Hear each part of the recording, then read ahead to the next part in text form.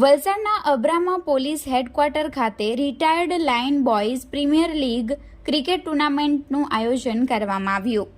જેમાં મુખ્ય મહેમાન તરીકે ડોક્ટર કરણરાજ વાઘેલા ડીએસપી વલસાડ તેમજ ઉપસ્થિત મહેમાનોમાં Bhargav Pandya DYSP Valsad, BN Dave DYSP Vapi, AV Makwana RPI Valsad, SS Pawar PI Valsad, AK Verma DYSP Valsad, PG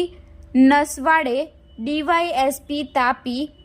YS Sirsa PI Narmada, DD Parmar PI Valsad તેમજ એમએ સોનવણે આરએફઓ ખાસ હાજર રહ્યા હતા। આ ક્રિકેટ ટુર્નામેન્ટમાં 4 જેટલી ટીમો બનાવવામાં આવી હતી, જેમાં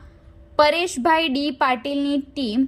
પાટીલ સ્ટ્રાઇકર્સ, પ્રવીણ એસ બોરસેની બોરસે લાયન્સ, રાજેશ આર રાજાણેની રામદાસ 11 તેમજ Shaileshbhai A Patil SK tigers team બનાવવામાં આવી હતી, જેમાં સૌપ્રથમ સવારે પૂજા અર્ચના કરી ક્રિકેટ ટુર્નામેન્ટની શરૂઆત કરવામાં આવી હતી અને તમામ ખેલાડીઓ આ ટુર્નામેન્ટમાં ઉત્સાહભેર ભાગ લીધો હતો।